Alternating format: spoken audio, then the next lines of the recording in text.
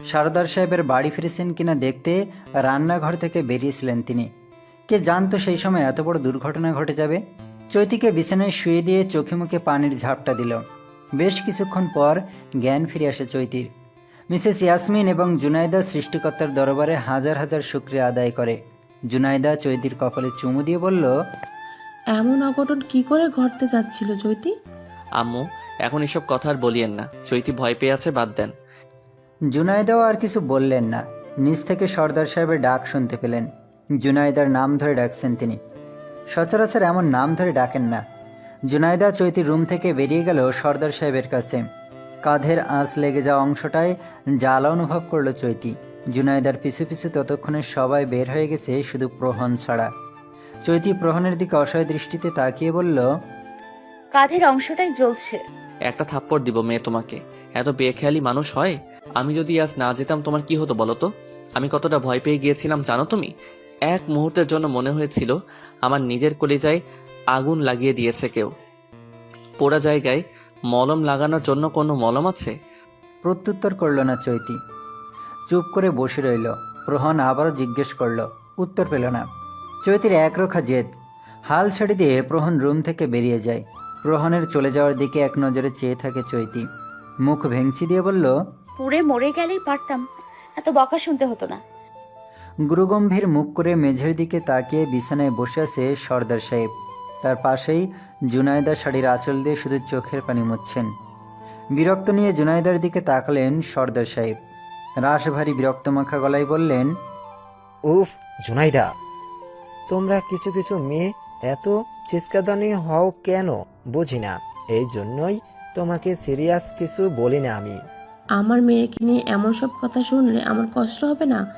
কোথাকার কোন কোথাকার কোন গুন্ডা আমার মেয়েকে নিয়ে এত নিচু কথা কি করে বলতে পারলো? মেয়েটার ভবিষ্যতে কি আছে তা ভাবতে আমার তো কষ্ট হচ্ছে। তার উপর জানেন আজকে কি হয়েছে? কি হয়েছে? কিছুক্ষণ আগে চৈতির গায়ে আগুন লেগে গিয়েছিল। শাড়ির আঁচল থেকে আগুন ছড়িয়ে পড়তে পড়তে পড়েনি। প্রহণ দেখে তাড়াতাড়ি পানি ঢেলে নিভিয়ে দেয়। এই কথা তুমি আমাকে আগে বলো নাই কেন? এখন বলতে আসছো বেয়াক্কেল মহিলা? জুনাইদার উত্তর শোনার আগেই রুম থেকে হন হন করে হেঁটে বেরিয়ে যান সর্দার সাহেব। উদ্দেশ্য চৈতির রুম। চৈতির রুমের দরজা খোলাই ছিল। সর্দার সাহেব সোজা ঢুকে গেলেন। প্রত্যেকবারের মতো নক করলেন না। চৈতির পরনে সেই সময়ও সেই পুড়ে যাওয়ার শাড়িটাই আছে। মন খারাপ করে বিছানায় হেলান দিয়ে বসেছিল মেয়েটা। সর্দার সাহেব দ্রুত এগিয়ে গিয়ে বললেন, মনটা কি করে হলো আম্মা? তুই কি একটু খেয়াল করিসনি রান্নাঘরে? আমি তো মায়ের সাথে লুকোচুরি খেলছিলাম, মজা করতেছিলাম সবার সাথে। রান্নাঘরে কখন যে শাড়ির আঁচল পেয়ে আগুন জ্বলতে লাগলো বুঝতে পারিনি। সর্দার সাহেব পরম মমতায় মেয়ের মাথায় হাত বুলিয়ে দিচ্ছেন। মেয়ের দোষ দিয়ে লাভ নেই। বাস্তবতার বিষয়েও তার মেয়ে অনেকটাই কম জ্ঞানী। সব দিক সামলে নেওয়ার বয়স হয়নি এখনো। এই মেয়েকে নিয়ে যত চিন্তা তার। এই মেয়েকে নিরাপদে সুখে রাখার জন্য কত ত্যাগ স্বীকার করতে বাধ্য হচ্ছেন তিনি। অথচ সেই মেয়ের শুধু বিপদ। আগুনের আঁচ লেগে যাওয়া জায়গায় মলম লাগাতেই মৃদু কেঁপে উঠছে চৈতি। আঙুলের ডগায় মলম নিয়ে আলতো করে লাগিয়ে দিচ্ছে প্রহন। এই মলম না লাগানোর জন্য কত দ্বিধা চৈতির। তাকে থাপ্পড় দিবে বলেছে প্রহন, সে তো লাগাবেই না। প্রহন যে তখন বেরিয়ে গেল, আসলে সে ফার্মেসি থেকে পোড়ার মলম আনতে গিয়েছিল। অনেক জোর জবরদস্তি করে চৈতির কাঁধে মলম লাগাতে সক্ষম হলো সে। প্রথমে রাজি না হলেও যখন প্রহন মলম লাগিয়ে দেয় তখন আরামে চোখ বুজে ফেলে চৈতি। ঠান্ডা মলমের ছোঁয়ায় এক অন্যরকম শান্তি লাগলো তার। আরামকে দাঁড়ায় বসে বসে বাইরের পরিবেশ দেখছেন সর্দার সাহেব। দেখছেন বললে ভুল হবে, তার দৃষ্টি সেদিকে, কিন্তু মন ধ্যান সব অন্যদিকে। চৈতিকে নিয়ে এত চিন্তা তার মাথায় ধরছে না আর। যেদিন থেকে রিফাতের নজর চৈতির দিকে পড়েছে সেদিন থেকে সর্দার সাহেবের চিন্তা এক ধাপ করে বাড়তে চলেছে। মেয়েকে বিয়ে দিয়েও সেই চিন্তা থেকে মুক্তি পেলেন না তিনি। দুপুরে খাবার টেবিলে বসে সবাইকে জানিয়ে দিয়েছিলেন চৈতিরা বিকালেই বাড়ি ফিরে যাবে। এদিকে প্রহন আর কত মিথ্যে কথা বলে ছুটি নেবে। বাবার কথা শুনে মন খারাপ হয়ে যায় চৈতির। বিছানায় বসে বসে মোবাইলে কিছু একটা করছিল প্রহন। চৈতিকে গাল ফেলিয়ে বসে থাকতে দেখে বলল, তোমার আব্বু নিজেই তাড়া দিয়ে আমাদের বেড়াতে আনলেন, আবার নিজেই তাড়া দিয়ে চলে যেতে বলছেন। তোমার বাবার মাথা ঠিক আছে তো? আপনি আমার আব্বুকে মানসিক রোগী বলতে চাচ্ছেন? ছি ছি ছি, তবা তবা। আমার এত সুন্দর একটা শ্বশুর মশাইকে মানসিক রোগী কেন বলতে যাব? তাহলে জিজ্ঞেস করলেন যে আমার আব্বুর মাথা ঠিক আছে কিনা? ওটা তো কথার কথা। যোগ বিয়োগের হিসাব মিলছে না সর্দার সাহেবের। তিনি ভাবলেন, একা একাই চিন্তা করলেন রিফাতকে নিয়ে চৈতির ব্যাপারটা প্রহনকে জানানো উচিত। ঘড়ির কাঁটায় তখন সকাল 10টা। নীরব, নিস্তব্ধ, শুনশান রুম। সেই রুমে দুজন মানুষ আছে, তা কেউ বুঝতেও পারবে না। দুটো মানুষ মুখোমুখি বসে আছে। রাগে কপালের রগ ফুলে উঠেছে। মুখে কথা নেই দুজনের কারোরই। মিনিট পাঁচেক পর নীরবতা ভেঙে চিন্তিত কণ্ঠে সর্দার সাহেব বললেন, আমি তো তোমাকে সব কিছুই বললাম প্রহন। আমার মেয়ের সম্পূর্ণ নিরাপত্তার দায়িত্ব আমি তোমাকে দিলাম। চৈতির প্রতি তোমার যে টান, ভালোবাসা, তা আমি দেখেছি। আমি আশা করছি আমার মেয়ের জীবনটা নষ্ট হতে দিবে না তুমি। ছোট থেকে আমার মেয়েকে অনেক আদর যত্নে বড় করেছি আমি। মেয়েটা আমার অনেক বেশি আদরি। আমার মৃত্যুর পরেও আমার মেয়েটার খেয়াল রেখো তুমি। প্রথমে চৈতির বয়স কম থাকায় আমি ওকে বিয়ে করতে রাজি ছিলাম না। একজন শিক্ষিত মানুষ হয়ে এটা করতে আমার বিবেকে বাধছিল, কিন্তু শেষ পর্যন্ত মা বাবার জোড়াজুড়িতে বিয়ে করতেই হয়েছে। 3বার কবুল বলার পর থেকেই অচেনা অল্প বয়সী কিশোরী মেয়েটার প্রতি এক অন্যরকম টান অনুভব হয়। আমি নিজেই নিজের মাঝে কারণ খুঁজতাম, কেন চৈতিকে এত অল্প বয়সে বিয়ে দেওয়া হলো। আর্থিক অবস্থা বা অন্য কোনো দিক দেখলাম না যে এত কম বয়সে মেয়ের বিয়ে দিতেই হবে। আজ জানলাম আসল কারণটা। যেখানে মেয়েটার জীবন নিয়ে আতঙ্কে আছে পরিবারের সবাই, সেখানে বিয়ে দিয়ে মেয়েকে দূরে কোথাও পাঠিয়ে দেওয়াই হয়তো আপনাদের সঠিক মনে হয়েছিল সেই সময়টাই। কিন্তু বাবা, আমি একটা কথা বলি, রাগ করবেন না আশা করছি। এমন অল্প বয়সী মেয়েদের যত ধরনের সমস্যাই হোক না কেন, এত কম বয়সে বিয়ে দেওয়াটা উচিত না। এত কম বয়সে বিয়ে দেওয়ার ব্যাপারটা কখনোই কোনো সমস্যার সমাধান হতে পারে না। এতে মেয়েটার মানসিক এবং শারীরিক সব ধরনের সমস্যার সৃষ্টি হয়। মেয়েদের জন্য বিয়ে নামক বাঁধনটা সব কিছুর জোড়া দেওয়ার জিনিস হতে পারে না। আমাকে মাফ করো বাবা। বিষয়টা তোমাকে আরো আগেই জানানো উচিত ছিল, কিন্তু সুযোগ হয়ে ওঠেনি। আর চৈতিকে বিয়ে না দেওয়া ছাড়া আমার কোনো উপায় ছিল না। মেয়েটা আমার মাশাআল্লাহ। যেখানে সেখানে একা মেয়েকে রেখে আসাটা মন সায় দেয়নি। তাই তো তোমার বাবা মায়ের প্রস্তাবে রাজি হয়ে গিয়েছিলাম। আমি আপনার পরিস্থিতিটা বুঝতে পারছি বাবা, এতে আপনারও কোনো অন্যায় নেই। মা বাবা তো সবসময় আমাদের ভালোটাই চায়। রিফাত নামক ছেলেটাকে আমি চিনি না, তাকে চেনার প্রয়োজন আছে। ছেলেটার কলিজা অনেক বড়। আমার চৈতিকে নিয়ে এত বাজে উক্তি, এত নিচু চিন্তা করে, ওরে পেলে আমি যে কি করব তা শুধু মহান আল্লাহ তাআলা জানেন। কাপড় চোপড় সব গুছানো শেষে বিছানায় বসল চৈতি। কাঁধের পোড়া জায়গায় মলম লাগানোর জন্য তেমন একটা কিছু হয়নি। একবার লাগানোতেই ঠিক হয়ে গেছে। প্রায় 1 সপ্তাহ থাকার জন্য এসেছিল কত আশা নিয়ে, কিন্তু সেগুড়ে বালি। প্রহনের নাকি বাড়িতে কি কাজ পড়ে গেছে, তাই তো এই দুপুরে খাবারের পর রওনা দিবে বাড়ির পথে। অথচ সত্যিটা তার নিজের অজানা। সব সত্যি যদি চৈতিকে জানিয়ে দেওয়া হয়, তবে তো মেয়েটা চিন্তা করতে করতে অসুস্থ হয়ে পড়বে। এদিকে স্কুলে নাকি পরীক্ষাও আছে, পড়ালেখা করতে হবে তো নাকি। সব চিন্তা একপাশে সরিয়ে রেখে দুপুরে বেশ আয়েশ করে শাশুড়ির হাতে রান্না করা মজাদার খাবার খেয়ে বিছানায় গায়ে দিয়েছে প্রহন। প্রতিদিনের তুলনায় একটু বেশি খাওয়া হয়ে গেছে আজ। চৈতির পাশেই আরামের চোখ বন্ধ করে শুয়েছে। বিছানায় হেলান দিয়ে বসে বসে প্রহনের কানের কাছে ঘ্যান ঘ্যান করছে চৈতি। মাত্র তো গতকাল আসলাম, আজ আবার চলে যেতে হবে? বলি, এত জলদি কেন যেতে হবে শুনি?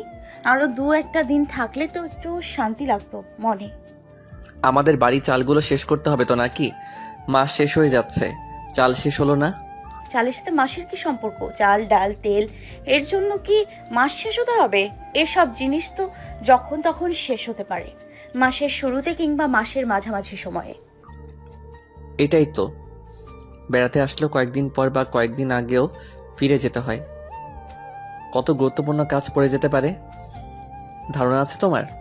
গুরুত্বপূর্ণ না ছাই, সব অকাজ মিথ্যে বলে ছুটি নিয়ে আসতে পারে, আর 2 দিনও আমার বাপের বাড়িতে থাকতে পারে না। যত সব।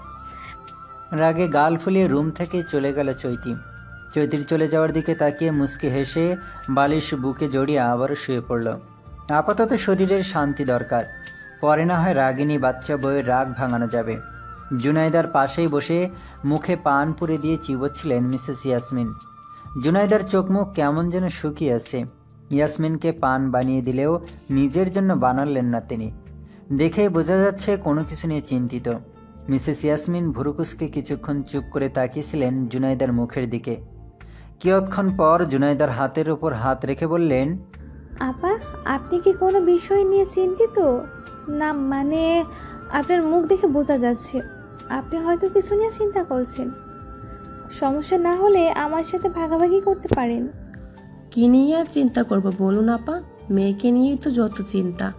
ওই রিফাতের কুনজর থেকে যে কবে আমার মেয়েটা মুক্তি পাবে আল্লাহ জানে। আল্লাহ ভরসা আপা, কোনো কিছু নিয়ে বেশি চিন্তা করবেন না। খারাপ কিংবা ভালো যাই হোক না কেন, বেশি চিন্তা করা উচিত না।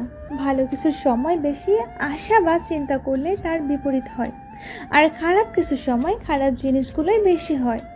আমাদের ভাগ্য কেমন তা দেখেন আপা। চাইলেও মেয়েকে 3-4টা দিন নিজের কাছে রাখতে পারছি না। মাঝে মাঝে তো মন চায় মেয়ের উচ্ছেদ বানিয়ে ফেলে নিজের কাছে আগলে রাখি। আমার মেয়েটাকে যে এত সুন্দর হতে কে বলেছিল, যার জন্য তাকে নিয়ে এত চিন্তা, যার তার চোখে পড়ে তার উপর। আমরা মেয়েকে বেশি ভালোবাসি তো তাই আমাদের সাথে এমন হতে যাচ্ছে। সব আল্লাহর ইচ্ছা আপা। মহান আল্লাহ তাআলা যা করেন সৃষ্টির কল্যাণের জন্য করেন। হয়তো আমরা পাপী বান্দারা তা উপলব্ধি করতে পারি না, ব্যর্থ হই বারংবার। আল্লাহ ভরসা। প্রহনের সাথে রাগ করে রুম থেকে বেরিয়ে রূপার রুমে চলে গেল চৈতি। সজীব বাড়িতে নেই, কাজে গেছে। সাদিকও সজীবের সাথে। রূপার রুমে রূপা আর সিফা বসে কথা বলছিল। চৈতি গাল ফুলিয়ে হন করে হেঁটে রূপার রুমে গিয়ে বিছানায় বসে পড়ল কোলে বালিশ নিয়ে। রূপা লবণ মরিচ দিয়ে তেঁতুল খাচ্ছিল। চৈতির দিকে এক টুকরো তেঁতুল বাড়িয়ে দিয়ে বলল, খাবে ননদিনী? আমার দরকার নেই, তুমি খাও, সময় হলে খাওয়াবনি। তাহলে আমার নন্দাইকে বলে দিই সময়টা ঘনিয়ে আনতে। চৈতি ফ্যাল করে কিছুক্ষণ রূপার মুখের দিকে তাকিয়ে থাকলো। রূপার কথার অর্থ বুঝতেই নিজের কপালে নিজেই চাপড়াতে লাগলো। তৎক্ষণিক লজ্জা না পাওয়ার জন্যই ভেবেচিন্তে কথা বলা উচিত, না হলে নিজের কথার জন্যই যেখানে সেখানে লজ্জায় পড়তে হয়। অরুণ রাঙা প্রভায় বিভাসিত অপরাহ্নের প্রহর। নীরদ ছোয়া তরুর মগডালে বসে আছে এক ঝাঁক পরিযায়ী পাখি। শান্ত স্নিগ্ধ পড়ন্ত বিকেলের সোনারাঙা এক ফালি নরম রোদ এসে পড়েছে ছাদের রেলিংয়ের ওপর। যুগলবন্দি পায়রা দুটো সেই রোদে গা ভাসিয়ে দিয়েছে। ঠোঁট দিয়ে একে অপরকে ঠোকর মেরে খুনসুটির প্রমাণ দিচ্ছে যেন। ঝুটিওয়ালি পায়রাটা বাকবাকুম করে ডেকে উঠে সরে গেল কিঞ্চিত দূরে। কার কবুতর কে জানে। তাদের থেকে কিছুটা দূরে দাঁড়িয়ে এক দৃষ্টিতে সেই পায়রা দুটোকেই দেখছে চৈতি। ভেজা চুল থেকে এখনও পানি ঝরছে। ঘণ্টাখানেক আগেই ফিরে এসেছে। জার্নি করে ফেরা, তার উপর জ্যামে আটকে থেকে গা গুলিয়ে উঠেছিল। একটা ঝাঁকানাকা গোসল না করলেই নয়। ছাদে আসার সিঁড়ি বেয়ে উপরে উঠে আসছে কেউ। মুখে তার একটাই কথা, চৈতি, কোথায় তুমি? আমি এখানে। দেখতেই পাচ্ছি ম্যাডাম, আপনি এখানে। একটা বায়না করতে পারি? সব বায়না টায়না পরে, আগে বলো তো গোসলের পর চুল মোছনি কেন? আলসেমি। একটা মাইরও কম পড়বে না। আমি না থাকলে এই ছোটখাটো কেয়ারগুলো কে করবে তোমার? থেকে যান আপনি আমার যত্ন করার জন্য। ছোট্ট একটা চাকরি করুন, এই যেমন 10,000 টাকার বেতনের দিব্যি চলে যাবে দিন। হ্যাঁ, বলছে তোমাকে 10,000 টাকায় দিব্যি যাবে দিন। শুনো চৈতি, আবেগে জীবন চলে না। চৈতি মিটি হাসল, উত্তর দিল না। চুল মুছা শেষে রেলিংয়ের কাছে চলে যেতে নিলে চৈতি প্রহনের হাত ধরে থামিয়ে দিয়ে চোখের ইশারায় বুঝালো সেদিকে না যেতে। প্রহন অবাক হয়ে বলল, কেন, কি হয়েছে? ওই যে কারণ। প্রহন চৈতির দৃষ্টি অনুসরণ করে রেলিংয়ের উপর তাকালো। দুটো পায়রাকে প্রেম করতে দেখে হেসে বলল, আমার তো আর ওদের মতো প্রেম হচ্ছে না, যাই ওদের একটু বিরক্ত করে আসি। যাবেন না, দূরে থাকুন ওদের থেকে, আপনাকে দেখলেই উড়ে যাবে। চৈতির কথা শুনল প্রহন। গেল না রেলিংয়ের কাছে। বাঁ হাত দিয়ে চৈতির কাঁধ জড়িয়ে নিজের বুকের সাথে চেপে ধরে মুখের উপর ফু দিয়ে বলল, কি জানি বায়না ধরবে বলেছিলে। এক জোড়া পায়রা কিনে দেবেন, একটা হবেন আপনি আর একটা হব আমি। বাহ, আমার বাচ্চা বউ দেখছি অনেক বড় হয়ে গেছে, কত কিছু বুঝে। ইস লজ্জা। প্রহন ছেলেটা বড্ড খারাপ, শুধু মেয়েটাকে লজ্জা দিবে। কি আনন্দ পায় সে ভালো জানে। একটু ভালো করে পরখ করলেই তো দেখতে পাবে। লজ্জায় মুখ লুকিয়ে ফেলার জন্য হাঁসফাঁস করেছে। চৈতি প্রহনের কাছ থেকে নিজেকে ছাড়িয়ে চলে যেতে নিলে হাত ধরে বাদ সাধল প্রহন। চোখের ইশারায় মাথা নাড়িয়ে বুঝালো না। চৈতি অবাধ্য হলো, স্পষ্ট করে বলল, থাকবো না, আপনি শুধু লজ্জায় ফেলেন। তোমার লজ্জা বেশি। লাজুক লতা কি আর সাধে বলি? সামান্য কথায়ও এত লজ্জা পেলে নাতি নাতনির মুখ দেখতে হবে না আর? ছাড়ুন তো, আপনি লোকটা একটু বেশি বেশি খারাপ লোক একটা। চৈতিকে কে আর পায় কে। প্রহনকে বকতে বকতে দ্রুত পায়ে ছাদ থেকে নেমে যায়। চৈতির চলে যাওয়ার দিকে তাকিয়ে উচ্চস্বরে হেসে উঠল প্রহন। প্রহনের হাসির শব্দে পায়রা যুগল উড়ে গেল, ডানা মেলল শূন্য গগনে। এতেই যেন শান্তি, আহ স্বাধীনতা। নিশুতির আধারের জন্য সবেমাত্র প্রস্তুতি নিচ্ছে প্রকৃতি। রূপ বদল করতে হবে যে। এখন সকাল, একটু পর দুপুর, তারপর বিকেলে, প্রত্যেক দিনের এক রূপ। সায়ান্নের রূপ নেবার প্রহর এখন। রান্নাঘর থেকে টুংটাং শব্দ আসছে। শব্দ শুনে উপলব্ধি করল প্রহন যে চৈতি এখন রান্নাঘরে। সে ছাড়া রান্নাঘর থেকে এত শব্দ কেউ করতে পারে না। মিসেস ইয়াসমিন তো একদম না, কারণ তিনি খুব নীরবতা প্রেমিক মানুষ। এমন বাসন কোষণের শব্দে তার অসহ্য লাগে। আলতো হাতে ধরেন এবং আলতো হাতে কাজ করেন। নবাবের মতো চৈতিকে হুকুম করল প্রহন, বেগম সাহেবা, এক কাপ কফি দিয়েন তো। বেগম এখন মহাব্যস্ত, অনেক কাজ, ফ্রি হলে কফি পাবেন। বেগমের স্পষ্ট কথা শুনে আর কিছু বলল না প্রহন। চুপ করে সোফায় বসে রইল। রেদওয়ান চৌধুরীর শরীরটা ভালো লাগছে না বিকেল থেকেই। বুকের ব্যথাটা আবার বেড়েছে। বিছানায় শুয়েছিলেন তিনি। আজ আর কোনো নতুন বই পড়া হয়নি। শরীরে শান্তি থাকলেই তো সব কিছুতে মন বসে। চলতি মাসের শেষ প্রায়, আর 2 দিন বাকি। এই মাসে একবার ডাক্তারের চেম্বারে যাওয়া উচিত ছিল। হার্টের পেশেন্ট, কিছুটা সতর্ক না থাকলে হয় না।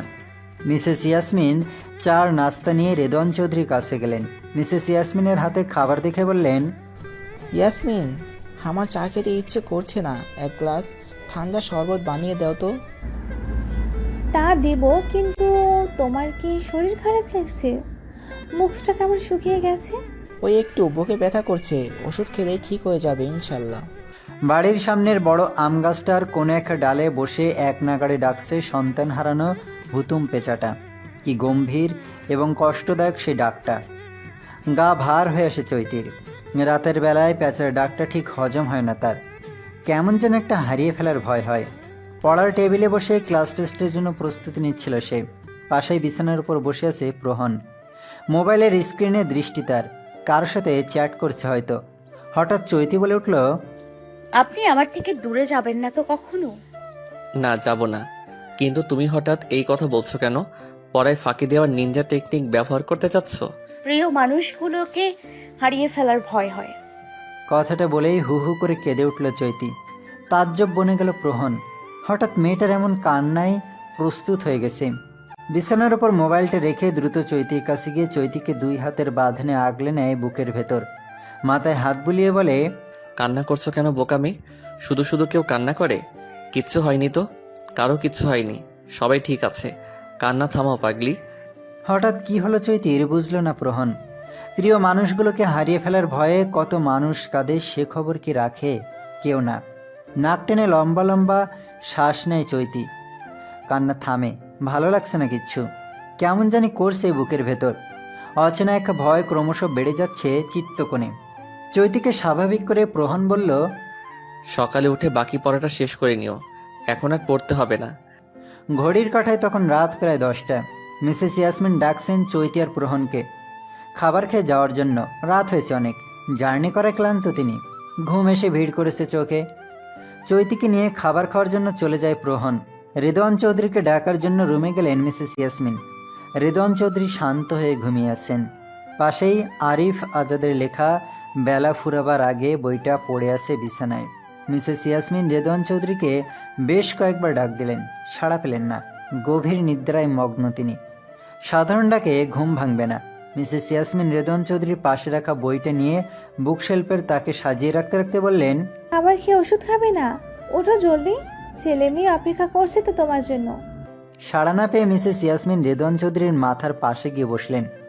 বুকের ওপর হাত রাখতেই কেঁপে উঠলেন তিনি। মনের অশুভ চিন্তাটা দূর করতে শ্বাস প্রশ্বাসের প্রক্রিয়া পরীক্ষা করতেই চিৎকার দিয়ে প্রহনকে ডেকে বললেন, প্রহন রে, বাবা আর নাই। ভাতের লোকমাটা মুখে নেওয়ার আগে হাত থেকে পড়ে গেল প্লেটে। মায়ের কথাটা শ্রবণেন্দ্রিয়তে পৌঁছাতেই ঝংকার দিয়ে উঠল বা পাশের চিত্তে। চিনচিন করে উঠল অসহনীয় যন্ত্রণায়। কোনো রকম হাতটা ধুয়ে ছুটে গেল বাবার রুমে। চৈতির কান্নায় বুকটা ফেটে যাচ্ছে। খাবার মুখে নিয়েছিল শুধু, গিলতে পারল না, গলা দিয়ে নামল না যে। প্রহনের পিছু পিছু সেও ছুটল বাবা তুল্য শ্বশুরের রুমে। দরজার কাছে আসতেই শরীরটা যেন অসাড় হয়ে গেল প্রহনের। মিসেস ইয়াসমিন রেদন চৌধুরীর বুকের ওপর মাথা রেখে শুয়েছেন আর বিড়বিড় করছেন, শুনছো? ওঠো না প্রহনের আব্বু, কথা দিচ্ছি তোমার বই পড়া নিয়ে আর কখনো কিছু বলবো না। প্রহন এগিয়ে গেল মায়ের দিকে। রেদন চৌধুরীর অচল দেহটা পড়ে আছে বিছানায়। প্রহনের গলায় কথা আটকে যাচ্ছে, কান্না পাচ্ছে খুব। কোথা থেকে চৈতি দৌড়ে এসে রেদন চৌধুরীকে জাপটে ধরল, কান্না করে দিয়েছে সে। প্রহনকে দেখে মিসেস ইয়াসমিন বসা থেকে উঠে জাপটে ধরলেন।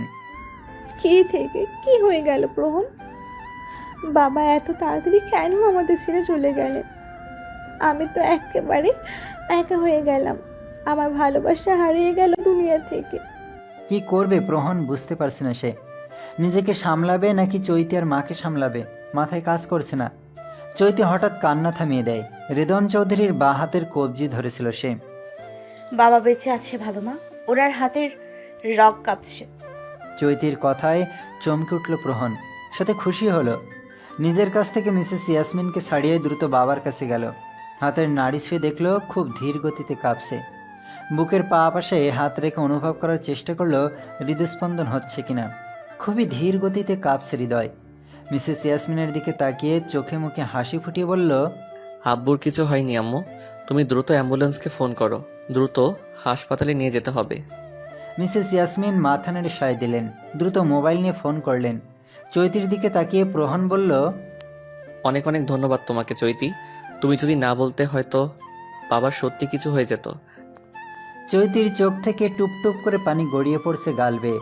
নিজের বাবার মতো এই মানুষটাও সে অনেক বেশি ভালোবাসে। খুব অল্প সময়ের মধ্যে এই তিনটা মানুষ তার অতি থেকে অতি প্রিয় হয়ে গেছে। তাদের কিছু হয়েছে ভাবলেই তো দম আটকে আসে। দিশেহারা মনে হয় আইসিইউ রুমের সামনে দাঁড়িয়েছেন মিসেস ইয়াসমিন। পায়চারি করছেন তিনি। তার পাশেই বসেছে চৈতি। প্রহন সর্দার সাহেবকে ফোন করে সব কিছু জানাতে ব্যস্ত। এই বিপদে তারাই হয়তো পাশে থাকবে। চাচারা তো সেই কবেই নিজেদের স্বার্থ রক্ষায় ব্যস্ত। বড় ভাইয়ের খোঁজ রাখার প্রয়োজন বোধ করে না তারা। মরল নাকি বাঁচল এতে তাদের কিচ্ছু আসে যায় না। রেদন চৌধুরীর শরীরের অবস্থা প্রচণ্ড খারাপ হওয়ায় তাকে ইমার্জেন্সি আইসিইউতে নেওয়া হয়। বুকের ব্যথায় জ্ঞান হারিয়েছেন তিনি। শ্বাস প্রশ্বাসের গতিও খুব ধীরে। হৃদয় স্পন্দন প্রক্রিয়াও কমে গেছে। অনভিজ্ঞ যে কেউই তাকে দেখলে মৃত মনে করবে। ডাক্তারের কাছ থেকে এই সব কথা শুনে মিসেস ইয়াসমিন মৃত মনের প্রাণ ফিরে পেলেন যেন। আব্বু এখন কেমন আছেন ডক্টর? আপনার আব্বুর জ্ঞান ফিরেনি এখনো, তবে আমরা সর্বোচ্চ চেষ্টা করছি। আপনার আব্বু হার্টের পেশেন্ট, যেহেতু ওনার একবার হার্ট সার্জারি করা হয়েছে, সেহেতু আপনাদের উচিত ছিল তাকে দেখে রাখার। ভাগ্য ভালো যে কিছু হওয়ার আগে হাসপাতালে নিয়ে এসেছেন। আপনারা যদি তাকে মৃত মনে করে রেখে দিতেন, তাহলে হয়তো আজ সত্যি সত্যি তিনি মারা যেতেন। ডাক্তারের কথা শুনে মায়ের দিকে এক নজর তাকালো প্রহন। ডাক্তার চলে গেছে। মিসেস ইয়াসমিন এখনও কান্না করছেন। ইস, আজ যদি চৈতি অনুভব করতে না পারতো তাহলে কি হতো। আল্লাহর কাছে হাজার হাজার শুকরিয়া আদায় করছেন তিনি। দেখ না মানুষটা কম সময়, তাতে কি, বেঁচে থাকবে, পাশে থাকবে, একসাথে থাকবে, এটাই তো অনেক। সর্দার সাহেবকে দেখে বসা থেকে উঠে দাঁড়ালো চৈতি। সজীব, সাদিক আর জুনাইদাও এসেছে। সর্দার সাহেবকে দেখে মনে কিছুটা সাহস পেল প্রহন। বাবা নামক ছায়াটা মাথার উপর থেকে চলে যাওয়ার ভয়ে ভীত ছিল সে। প্রিয়জন হারানোর যে যন্ত্রণা তা কি আর সবাই বোঝে? যার যায় সেই বোঝে, তার কি গেল। অন্যরা তো মিথ্যে সান্ত্বনা দেয় শুধু। প্রহন, আমি বাড়ি যাব। আরও কিছুক্ষণ থাকো, আব্বুর জ্ঞান ফিরলেই চলে যেও। আমি থাকবো না, এখনই বাড়ি চলে যাব। তুই আমাকে আর চৈতিকে নিয়ে চল। কিন্তু আম্মু, আমি চলে গেলে এখানে কে থাকবে? আমার তো এখানে প্রয়োজন পড়তে পারে। সজীব, চৈতি আর আপাকে নিয়ে বাড়িতে দিয়ে আয়। জোনাইদা, তুমি আর একা থেকে কি করবা? তুমিও যাও সাথে। সজীব তিনজনকে নিয়েই চলে গেল বাড়িতে। এইদিকে রেদওয়ান চৌধুরীর জ্ঞান না ফেরা পর্যন্ত অশান্ত মনটা শান্ত হচ্ছে না প্রহনের। সম্পূর্ণ ভয়টাও দূর করতে পারছে না মনকে। মাথায় হাত দিয়ে বসে পড়ল সে। ঘড়ির কাঁটা টিকটিক করে ঘুরছে। 12টা বেজে 34 মিনিট। গগনে আজ চন্দ্রিকা নেই। স্নিগ্ধ মোহনীয় নজর কাড়া চাঁদের আলো নেই ধরিত্রীতে। থেমে থেমে ডাহুক পাখির ডাক ভেসে আসছে দূর থেকে। এত রাতেও নগরী শান্ত হয়নি। হাসপাতালে এত মানুষ থাকার অনুমতি নেই দেখে প্রহন বাদে আর সবাইকে বাড়ি পাঠিয়ে দিয়েছে সে। একাই রয়ে গেল হসপিটালে। একটা শান্ত নিরিবিলি রুম, মৃদু আলো জ্বলছে শুধু। ড্রিম লাইটের লালচে প্রভায় একজন মধ্যবয়স্ক নারীর অবয়ব স্পষ্ট। তাহাজ্জুদের নামাজ পড়ার জন্য দাঁড়িয়েছেন তিনি।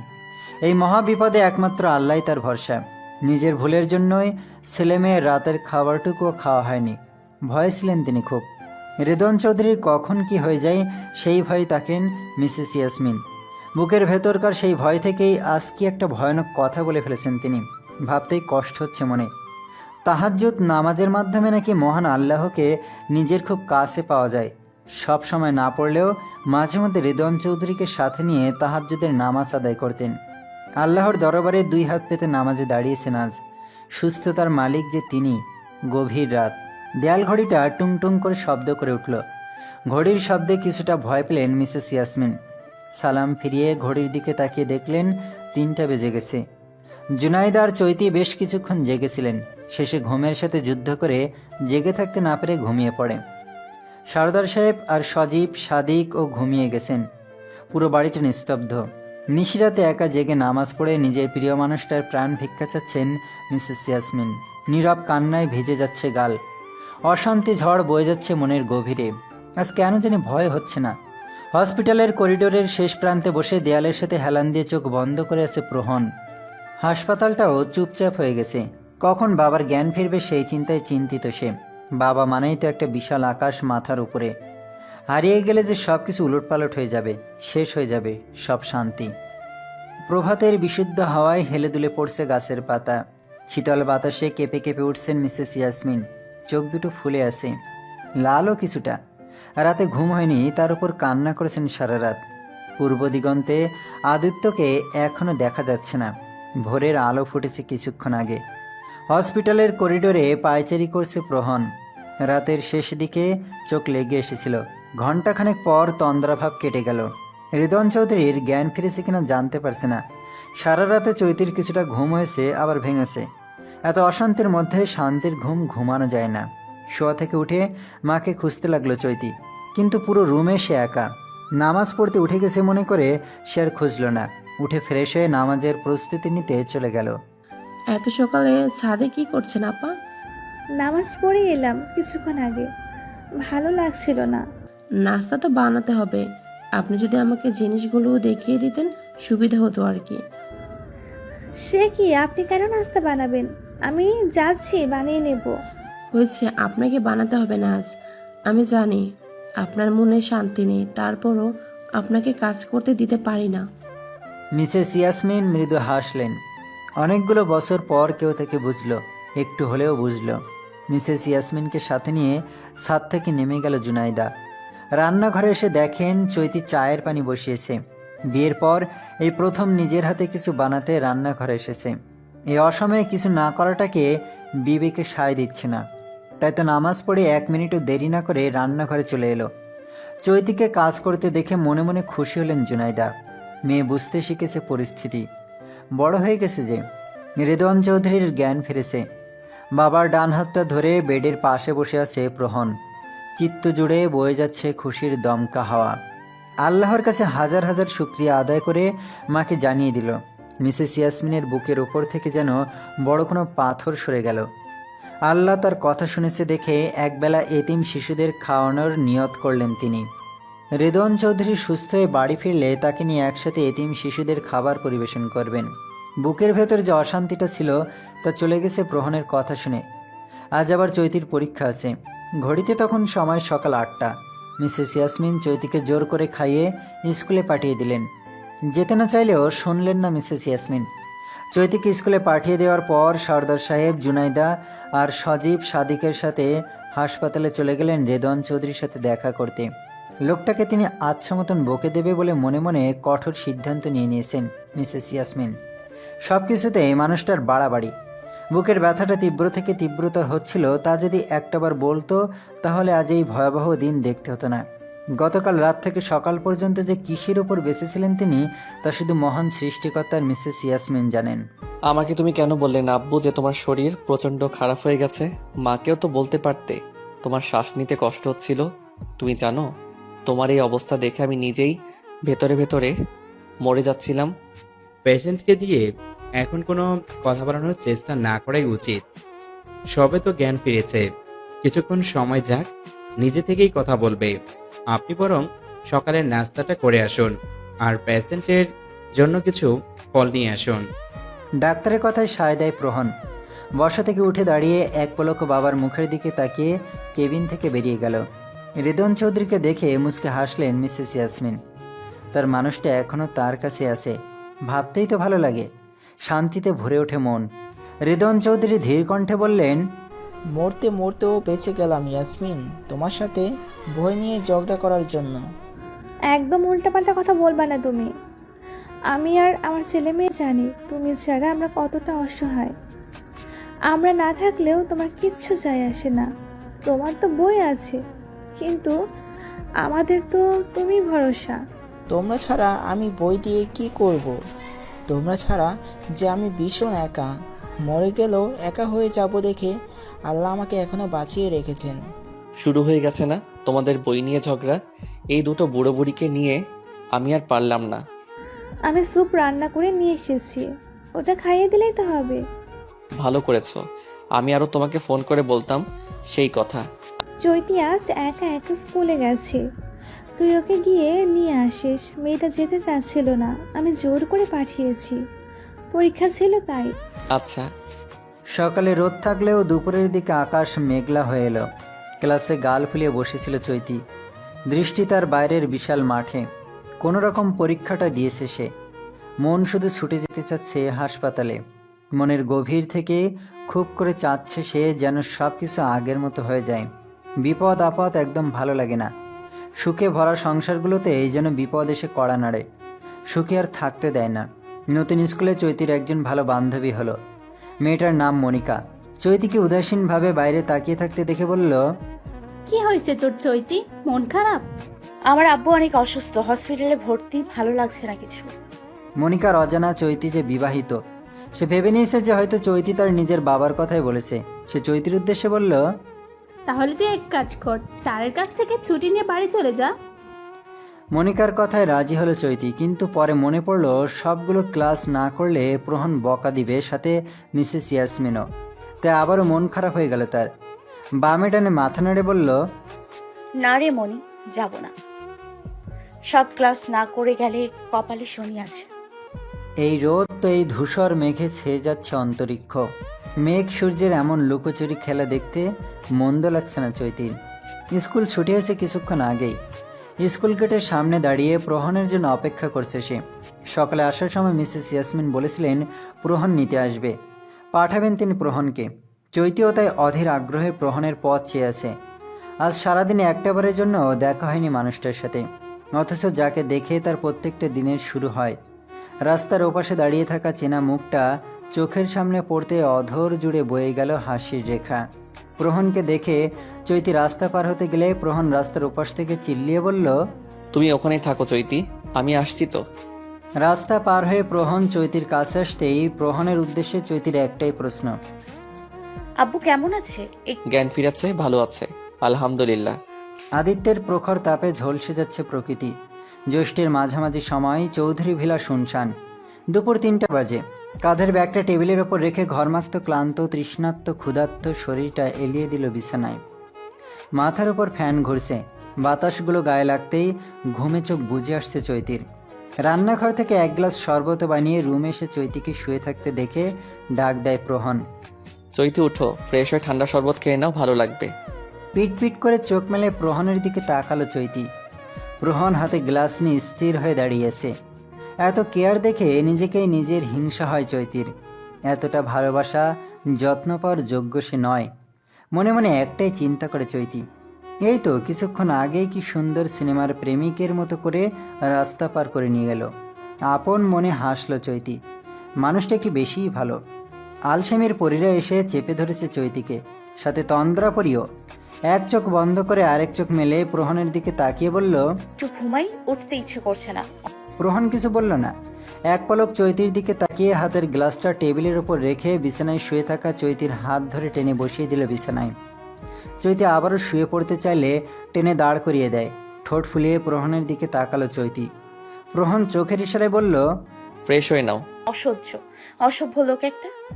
অগত্যা চৈতিকে ফ্রেশ হতে যেতেই হয়। প্রহন মৃদু হেসে পকেট থেকে মোবাইল বের করতে করতে ব্যালকনির দিকে চলে গেল। হ্যালো আম্মু, আব্বুর এখন কি অবস্থা? আগের চেয়ে ভালো আছে তো? আগের চেয়ে অনেকটা ভালো, আলহামদুলিল্লাহ। যাক আলহামদুলিল্লাহ। খাবার খাইয়ে ওষুধ খাইয়েছো? খাইয়েছি। তুমি খেয়েছো? আর চৈতির আব্বু আম্মু ভাইরা? খেয়েছি, চলে গেছেন ওনারা, আমি পাঠিয়ে দিয়েছি। বাড়িতে রূপা সিফা একা। রূপা এমনিতেই অসুস্থ। ও আচ্ছা, ভালো করেছো। আমি একটু পর আসবো। এখন আসতে হবে না, চৈতিকে নিয়ে আসছিস স্কুল থেকে? এই তো কিছুক্ষণ আগে নিয়ে আসলাম। আমি সকালে রান্না করে রেখে এসেছি, চৈতিকে নিয়ে খেয়ে নিস। আসুন, চৈতি রোদ থেকে এসেছে, এক গ্লাস ঠান্ডা শরবত বানিয়ে দিস তোর জন্য, যা গরম পড়েছে আজ। মিসেস ইয়াসমিনের সাথে আরও কিছুক্ষণ কথা বলে কল কেটে দিল প্রহন। কথা শেষে পিছনে ফিরতে দেখলো চৈতি এক হাতে তোয়ালে আর এক হাতে শরবতের গ্লাস নিয়ে দাঁড়িয়েছে। প্রহন বিস্ময় নিয়ে দেখলো চৈতিকে। মিনিট 10 মধ্যে মেয়েটা গোসল করে ফেলেছে। এত জলদি গোসল করে ফেললা যে? তোমার তো আবার ঘন্টাখানেক সময় লাগে। সব সময় ঘন্টাখানেক সময় লাগে না? চুল মুছে দিন, আলসেমি লাগে আমার। আপনি আমার কাছে যতদিন আছেন, গোসলের পর আমার চুলের পানি মুছিয়ে দেওয়ার কাজটাও আপনার, মনে রাখবেন সব সময়। তোমার ভেজা চুল মোছার কামলা নাকি আমি? বেতন কত দাও মাসে? মাসে নাই টাকার বেতন। প্রহন চৈতির চুল মুছছে এবং খুব তীক্ষ্ণ দৃষ্টিতে চৈতির শরবত খাওয়া দেখছে। হঠাৎ চৈতির চুলে টান মারতে ব্যথায় করে উঠল চৈতি। প্রহন দাঁতে দাঁত চেপে বলল, তোমাকে শরবত খেতে দিয়েছি, চা খেতে না। এখন যদি 3 ঢোকে শরবত না গিলছো তাহলে তোমার মাথার একটা চুলও থাকবে না কিন্তু। প্রহন কথাগুলো শুনে চোখ মুখ খিচে শরবতগুলো শেষ করলো চৈতি। প্রহনের কাছ থেকে সরে এসে বলল, 3 দিন বেশি বেশি বকা দিচ্ছেন আমাকে, খুব বেড়ে গেছেন। আব্বু সুস্থ হয়ে নি, তারপর আপনার নামে নালিশ করব। আচ্ছা, যত খুশি নালিশ করো। এখন একটু খাবার বেড়ে এখানে নিয়ে চলে আসো, আমি গোসলটা করে নিই। 1 প্লেটে নিয়ে এসো। চৈতি মাথা নেড়ে সম্মতি জানিয়ে চলে গেল। প্রহনও গোসল করার জন্য কাপড় নিয়ে বাথরুমে চলে গেল। হসপিটালের ভ্যাপসা একটা গন্ধ যেন গায়ে লেগে আছে এখনও, সাথে জ্যৈষ্ঠের ভ্যাপসা গরম ফ্রি। এই গরমে ঠান্ডা পানি দিয়ে গোসল মানেই শান্তি। রান্নাঘর থেকে 1 প্লেটেই খাবার নিয়ে রুমে এলো চৈতি। ভাগ্য ভালো যে সময়টা এখন দিন। রাত হলে এত বড় বাড়িতে তাও মাত্র 2 জন মানুষ। তাকে যদি রাতে খাবার আনতে বলা হতো, জীবনেও আনতে রাজি হতো না সে। তোয়ালে দিয়ে চুল মুছতে মুছতে বাথরুম থেকে বেরিয়ে আসে প্রহন। বিছানার ওপর চৈতিকে বসে থাকতে দেখে মুচকি হাসল। তার কথা মতো 1 প্লেটেই খাবার নিয়ে এসেছে। নিজের হাতে চৈতিকে খাইয়ে দেয় প্রহন, সাথে নিজেও খেয়ে নেয়। বাইরের তাপমাত্রা কিছুটা কমলে সন্ধ্যার দিকে হসপিটালে যাওয়ার কথা বললেন মিসেস ইয়াসমিন। এই রোদের মধ্যে এখন হসপিটালে যাওয়ার দরকার নেই। বিছানায় প্রহনের পাশেই শুয়েছিল চৈতি, আর চৈতির কোমর জড়িয়ে ধরে শুয়েছিল প্রহন। বালিশের পাশে রাখা মোবাইল ফোনটা অনর্গল বেজেই চলেছে সেই কখন থেকে। হাত বাড়িয়ে মোবাইলটা নেয় প্রহন। স্ক্রিনে সিও স্যারের নাম্বার। কিছুটা বিরক্ত হলো প্রহন। কল রিসিভ করে সালাম দিয়ে কুশল বিনিময় করে নিল, কিন্তু সিও স্যারের কণ্ঠটা কেমন গম্ভীর শোনা যাচ্ছে। সব প্রশ্নের উত্তর কেমন যেন তেড়াভাবে দিচ্ছেন। এই যেমন, ভালো আছেন স্যার? ভালো থাকি আর না থাকি তাতে কি আসে যায়? প্রহন বুঝলো ব্যাপারটা সিরিয়াস। এই টাকলা নিশ্চিত রেগে আছে। সিও স্যারকে টাকলা বলার একটা বিশেষ কারণ হচ্ছে তার মাথার মাঝখানে চুল নাই। সিও স্যারকে ঠান্ডা করার জন্য বলল, স্যার আমার আব্বু ভীষণ অসুস্থ, হসপিটালে ভর্তি আছেন। ফাজলামি করার জায়গা পাও না তুমি? মা হসপিটালে ভর্তি তো বাবা হাসপাতালে ভর্তি। একটা কাজ করো, তোমার চাকরিটা করাই দরকার নাই। তুমি বরং তোমার বাবা মায়ের জন্য হাসপাতালের নার্সকে বিয়ে করে তাদের নিয়েই থাকো। দেখুন স্যার, আমি সত্যি বলছি। আমি দরকার হলে আপনাকে হসপিটালের নাম, কেবিন নাম্বার, আমার আব্বুর নাম সহ সব ধরনের ডিটেলস পাঠিয়ে দিচ্ছি। আপনি খোঁজ খবর নিয়ে দেখেন। ওকে ডান। তুমি বরং তোমার পরিবার নিয়ে ঢাকায় চলে আসো, তোমাকে ফ্যামিলির কোয়ার্টার দেওয়া হবে। হ্যালো হ্যালো স্যার, শুনতে পারছি না কিছু। হ্যালো হ্যালো, কি নেট প্রবলেম দূর। বলেই কল কেটে দিল প্রহন। ফোঁস করে একটা নিঃশ্বাস ফেলল। চৈতি হেসেই কুটি কুটি হচ্ছে। নেট প্রবলেমের অজুহাতে কল কেটে দেওয়ার ব্যাপারটা দারুণ লেগেছে তার। প্রহন চৈতির দিকে ভুরুকুসকে নিঃশব্দে কিছুক্ষণ তাকিয়ে থাকল। মেয়েটা হাসলে তার চোখগুলোও হাসে। প্রহনের ভয় হয় তা দেখে। হাসলে যাদের চোখও হাসে তারা নাকি বেশি দিন বাঁচে না। তার বড় বোনেরও এমন হতো, মা বলতে শুনেছে সে। যদিও এইসব আজগুবি কথাই সে বিশ্বাস করে না, তারপরও মনের ভেতর কেমন যেন উসখুস করে। প্রহন চৈতিকে ধমকের স্বরে বলে, হাসি থামাও চৈতি, এত হাসির কি আছে? হঠাৎ প্রহনের ধমক শুনে চুপসে যায় চৈতি। হাসির মাঝে আচমকাই ধমকটা হজম হলো না। চৈতির মন খারাপ দেখে নিজেই নিজের উপর চরম বিরক্ত হলো প্রহন।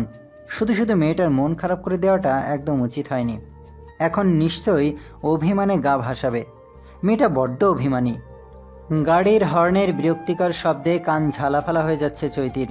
বিরক্তিতে চোখ মুখ কুঁচকে রাতের শূন্য গগনে দৃষ্টি নিক্ষেপ করে গাড়িতে বসে আছে। আধ ঘন্টারও বেশি সময় ধরে জ্যামে আটকে আছে। শহরে এত জ্যাম বলার মতন না। গুরুত্বপূর্ণ কাজগুলো এই জ্যামের কারণে নষ্ট হয় অনেক সময়। শহুরে কোলাহল এই জন্যই অপছন্দ চৈতির। মাথা খারাপ করে দেয় একেবারে। চৈতির পাশেই বসেছে প্রহন।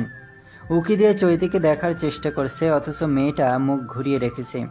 সেই যে বিকেলে প্রহনের ধমক খেয়ে অভিমান করে কথা বন্ধ করেছে, এখনও কথা বলেনি। প্রহন 2-4 বার কথা বলেছে, কিন্তু চৈতি কোনো উত্তর দেয়নি। দিন ফুরিয়ে সন্ধ্যা হয়েছে বেশ অনেকক্ষণ আগেই। মাগরিবের নামাজ শেষ করে হসপিটালের উদ্দেশ্যে বেরিয়েছে এক জোড়া দম্পতি। রাস্তার ফুটপাতের দোকানগুলোতেও লাইটিং করা হয়েছে। লাল, নীল, সবুজ রঙের মরিচে বাতিগুলো দেখতে অসুন্দর নয়। প্রহন আলতো করে নিজের হাতটা চৈতির হাতের উপর রাখল। মিহি গলায় শুধালো, আইসক্রিম খাবে চৈতি? ভ্যানিলা ফ্লেভার তোমার পছন্দের? চৈতি ঘাড় ঘুরিয়ে একটাবারের জন্য প্রহনের দিকে তাকালো না পর্যন্ত।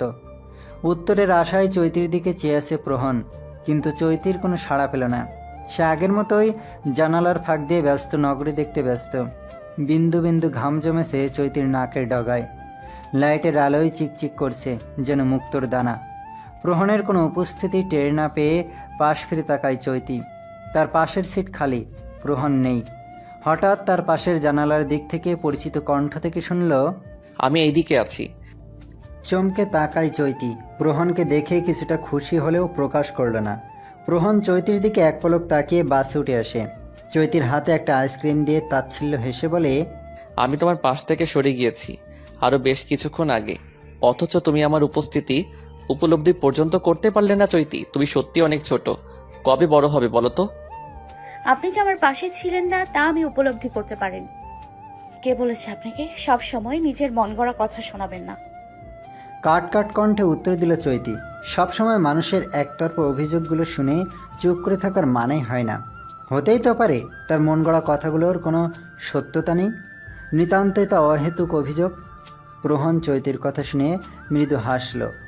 নিজের হাতের আইসক্রিমে কামড় বসিয়ে চৈতির উদ্দেশ্যে বলল, ভেরি গুড চৈতি, ঠিক এমন করে অহেতুক কথার জবাব দিবে, বুঝতে পারলে? এই মানুষটাকে চিনতে এবং সঠিকভাবে বুঝতে হলে সত্যিই আমাকে অনেক বড় হতে হবে। জ্যামে আটকে থাকতে থাকতে শেষ পর্যন্ত রেহাই পেল। জ্যাম ছাড়ার কিছুক্ষণ পর হাসপাতালে এসে পৌঁছায় চৈতি প্রহন। রেদওয়ান চৌধুরীকে আইসিইউ থেকে কেবিনে শিফট করা হয়েছে। আগের চেয়ে অনেকটাই সুস্থ আছেন তিনি। রেদওয়ান চৌধুরীর পাশে মিসেস ইয়াসমিন বসেছিলেন। চৈতি আর প্রহনকে ভেতরে ঢুকতে দেখে দাঁড়িয়ে গেলেন মিসেস ইয়াসমিন। চৈতির মুখের দিকে তাকিয়ে মৃদু হাসলেন। তার কাছে গিয়ে মাথায় হাত বুলিয়ে দিয়ে বললেন, কি রে মা, মুখটা এত শুকিয়ে আছে কেন? দুপুরে খাসনি? খেয়েছি তো। কেমন আছেন আপনি? হাল্লার দোয়ায় ভালো আছি মা। আপনি একদম চিন্তা করবেন না, আল্লাহর ভরসায় আপনি খুব জলদি ভালো হয়ে যাবেন। রেদওয়ান চৌধুরী মুচকে হাসেন। তার নিজের মেয়ে বেঁচে থাকলেও হয়তো এমন করে হাত ধরে ভরসা জোগাত। বাবাকে সুস্থ করে তোলার জন্য অনেক অনেক দোয়া করত। তার মেয়ে নিয়ে গিয়ে আল্লাহ তাই তাকে আরেকটা মেয়ে দান করেছেন। মিসেস ইয়াসমিন প্রহনের হাতে একটা প্রেসক্রিপশন দিয়ে বললেন, ডক্টর এই ওষুধগুলো নিয়ে আসতে বলেছিলেন, তুই একটু কষ্ট করে গিয়ে নিয়ে আয় তো বাবা। ওকে। কেউ কিছু খাবে নাকি আম্মু? যদি ফুচকা ঝালমুড়ি খেতে চাও তাহলে বলতে পারো, আমি আসার সময় নিয়ে আসবো। আমি এই ফুচকা ঝালমুড়ি খাবো না, চৈতির জন্য নিয়ে আসিস। যার খেতে মন চাইবে সে আমাকে মুখ ফুটে বললেই পারে, আমি নিজ থেকে নিয়ে আসলে তখন যদি না খাই তাহলে শুধু শুধু টাকা এবং খাবারগুলো নষ্ট হবে। খাবো না আমি, আনতে হবে না আমার জন্য। চৈতির কথা শুনে প্রহন মৃদু হেসে কেবিন থেকে বেরিয়ে যায়। এদের টম অ্যান্ড জেরির কাণ্ড দেখে মিসেস ইয়াসমিন মুসকে মুসকে হাসতে থাকেন। চৈতির কাছে গিয়ে মাথায় হাত বুলিয়ে দিয়ে বললেন, তোরা এত ঝগড়া করে কথা বলা বন্ধ করে দিস কেন বলতো? প্রহনের উপর অভিমান হয়েছে কেন আবার? তোমার ছেলে আমাকে শুধু শুধু বকেছে ভালো মা।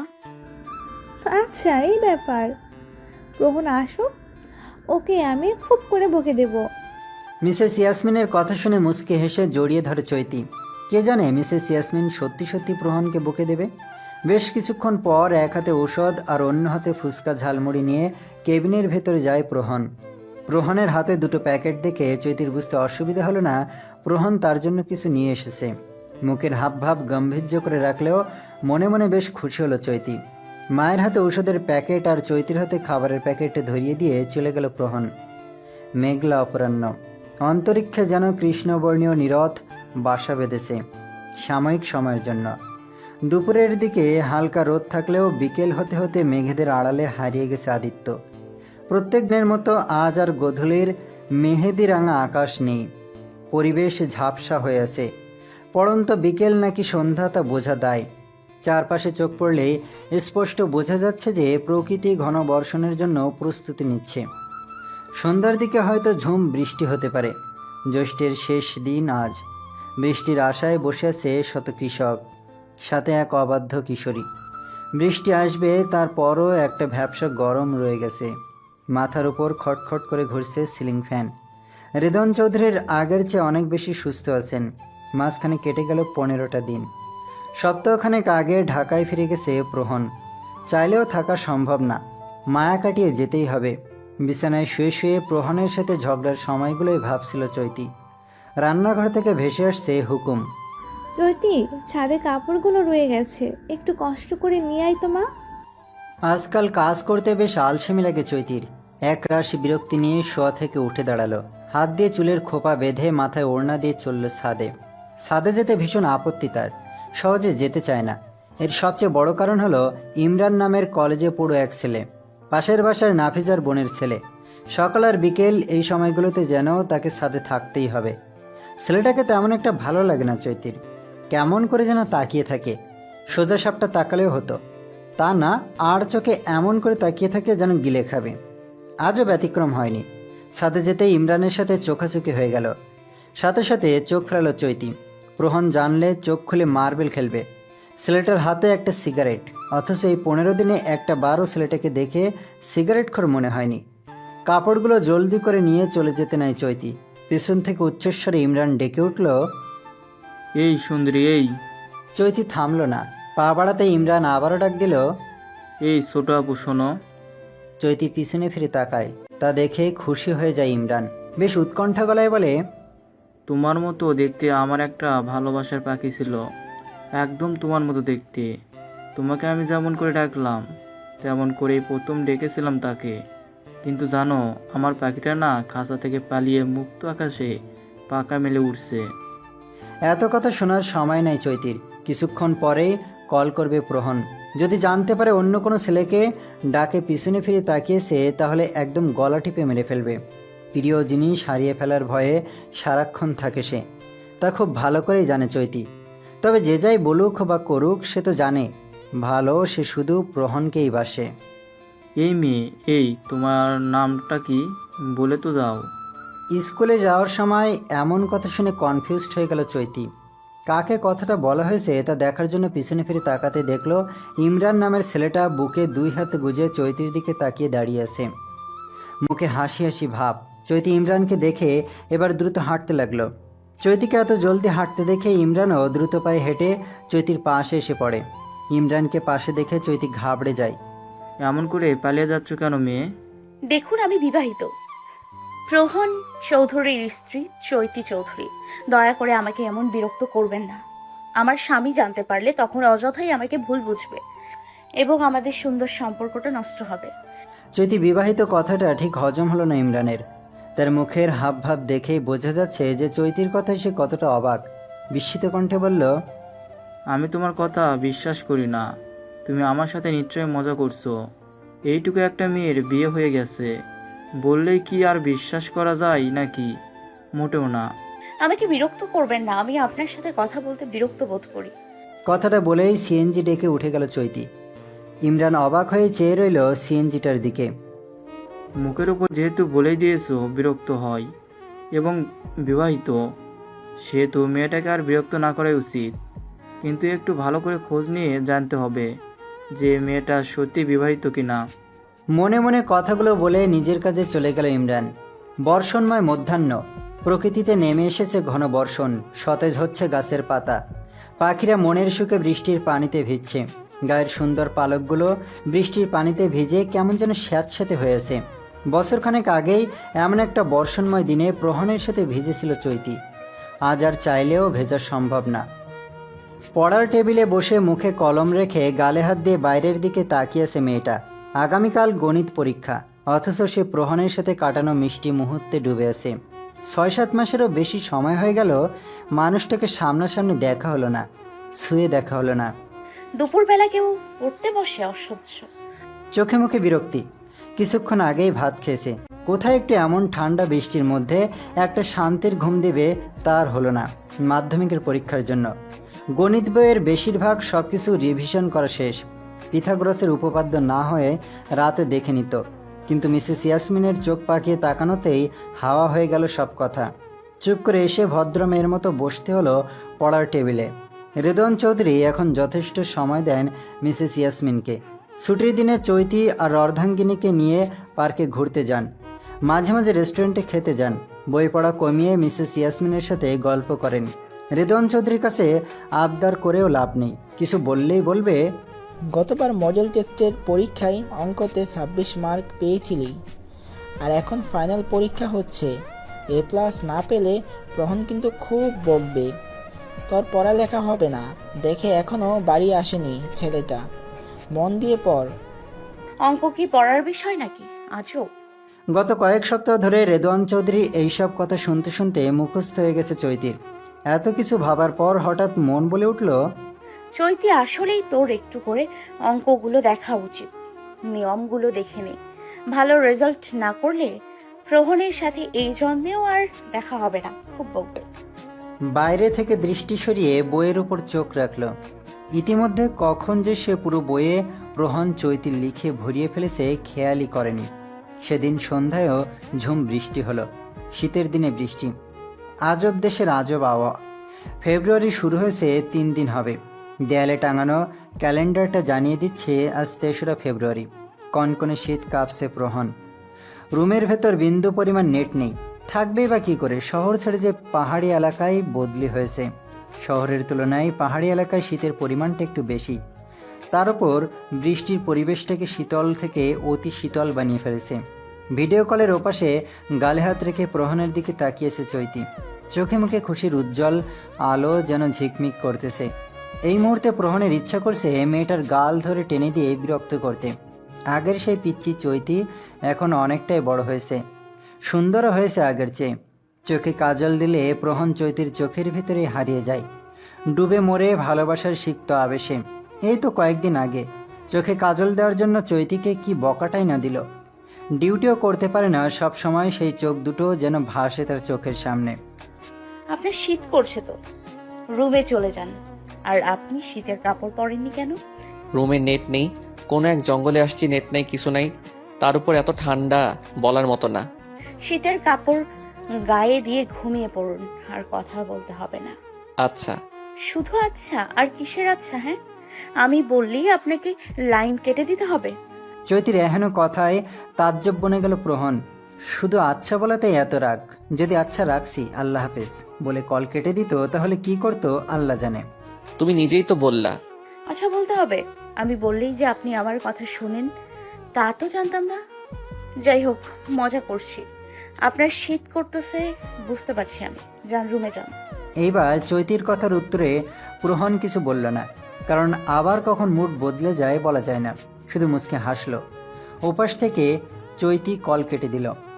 প্রহন চৈতির এইসব কাণ্ড দেখে মাঝে মাঝে কনফিউজড হয়ে যায় যে তার বউয়ের মানসিক কোনো সমস্যা দেখা দিচ্ছে না তো হুটহাট মত বদলে ফেলে। দেখতে দেখতে চৈতির পরীক্ষার ইতি ঘটল। পড়ালেখার প্যাড়া থেকে মুক্তি পেল বেশ অনেক দিনের জন্য। সময় 3 অক্ষরে কঠিনতম একটা শব্দ। কত কিছু যে সহজে বদলে দেয় এই সময় বলার মতো না। একবার গেলে আর ফিরে আসতে চায় না। ধরে বেঁধেও রাখা যায় না 3 অক্ষরের এই শব্দ সময়টাকে। কতটা শক্তিশালী সে। সামনের মাসেই দুটো মানুষের একসাথে পথ চলার 2 বছর শেষ হবে। দ্বিতীয় বিবাহবার্ষিকী নিয়ে বেশ উৎফুল্ল চৈতি। আগে যা জানা ছিল না তার চেয়েও বেশি কিছু জানা হয়ে গেছে এই 2 বছরে।